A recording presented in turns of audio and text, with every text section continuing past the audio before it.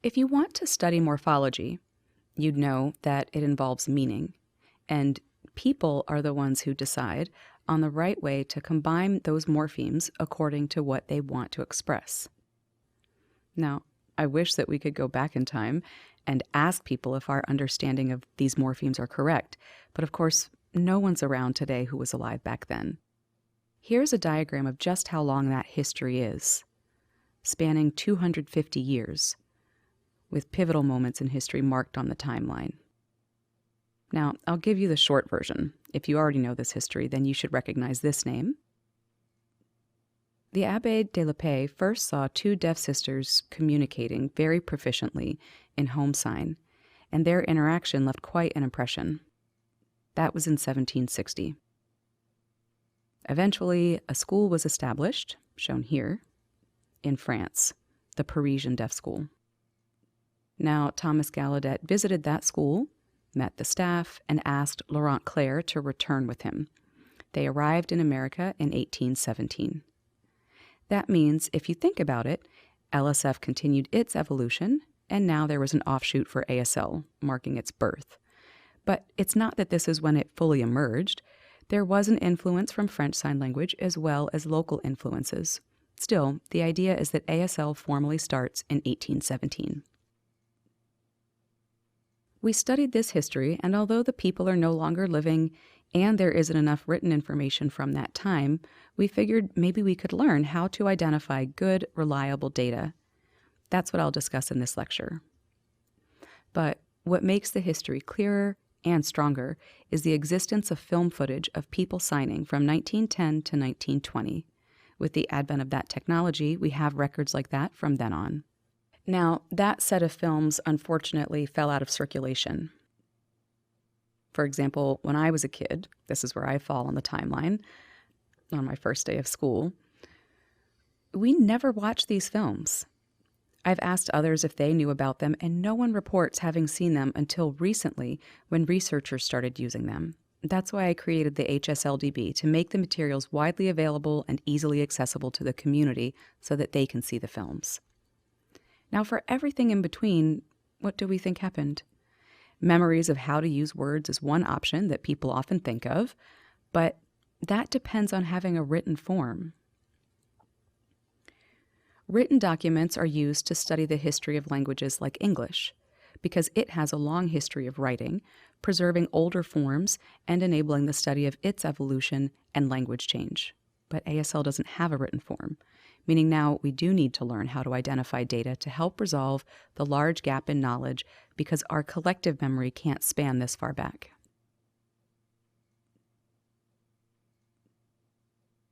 I'd like to share my experience when I got the archived films and books. As I started reviewing and trying to sort the materials, I realized how difficult it was to fully understand them. The experience reminded me of what it must have been like for the people who found the Rosetta Stone. The stone is famous for having inscriptions in different writing systems.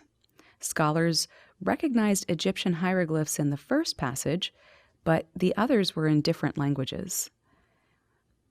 An unexpected breakthrough enabled researchers to understand ancient languages more easily from then on, because it so happened that one of the passages was in ancient Greek.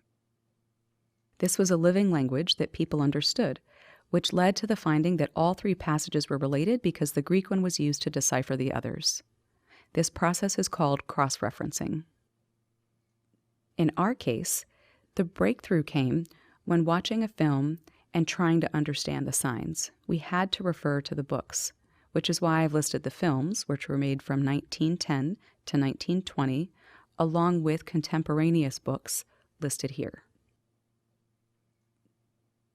I'll talk more about the people involved in both the films and the books.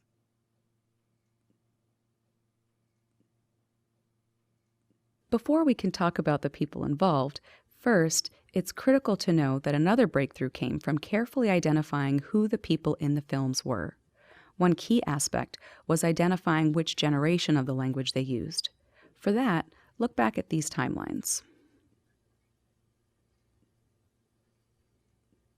The people living at that time did not include Laurent Clerc or Thomas Gallaudet.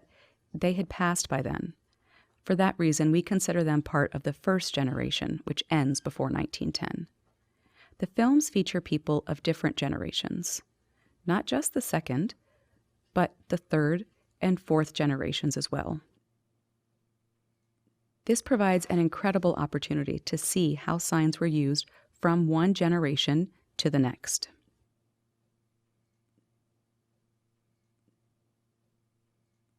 The films feature people from all three generations listed here.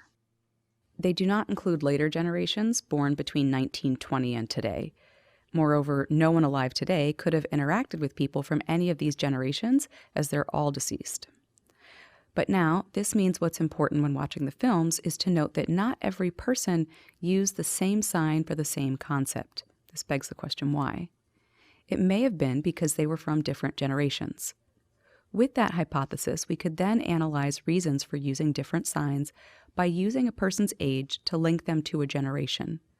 After sorting each signer and analyzing the signs accordingly, we were able to verify change across the generations. If you see incremental changes across the generations, it tells us that over time, sign forms don't remain static. Instead, archaic forms in use today would have gone through intermediate stages or a progression of slight changes at different times. This gives you a sense of the fact that change does not occur rapidly, but slowly. This is explained by tracing the form across different points in time. That's a key principle to understanding the rest of the lecture. Now, the films include various themes, like personal stories and theatrical performances. Upon examination, we found that the personal stories and recollections often feature the oldest signers in the collection, while the performances primarily featured young people, meaning there were different genres. Now again, you could see that the topics within each genre were relevant to their age, so people talked about their experiences from younger years in their film segments. For example, the second-generation signers were asked to be on film to talk about their experiences during the founding of Gallaudet College. Several people in this picture were invited because they were the teachers of the very first group of college students. By the time the films were made, they were much older, but had been looked to as respected elders for so long that they were asked to appear on film talking about the olden days. Another group was younger people who were very active in establishing the NAD, so some officers, pictured here, were invited to be on film as well. The community raised funds for the project and are pictured here at the 1910 NAD convention. This person was the NAD president at the time, George Vedetz. He was one of many present at the convention and was on the fundraising committee as well as the selection committee for who would be featured on the films. This leaves the youngest people. They were college students at Gallaudet College. They were asked to give theatrical performances and are pictured here. Turning to the books, there were 3 in all. You may wonder if the authors were from the same generation. It turns out they aren't. You have to look carefully at this.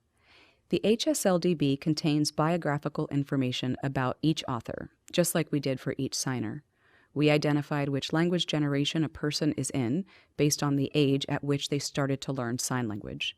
We did the same thing for the authors. The books were written by Long, Michaels, and Higgins. You can see that they weren't the same age. The most prominent book, more well-known than the others, is the one written by Long. He included his 2 children in the book, so we pictured them here too. It's important to note that he was born in the 1870s, meaning he was in his 30s or 40s when he worked on and published the book. Long was deaf, as was this author. Michaels was born much earlier, in the 1850s. He was from Virginia, while Long was from Iowa. Michaels' book was also published later which is why he's so much older in this picture. The third book was written by a hearing person who learned sign when he got a job after college and happened to meet some deaf people.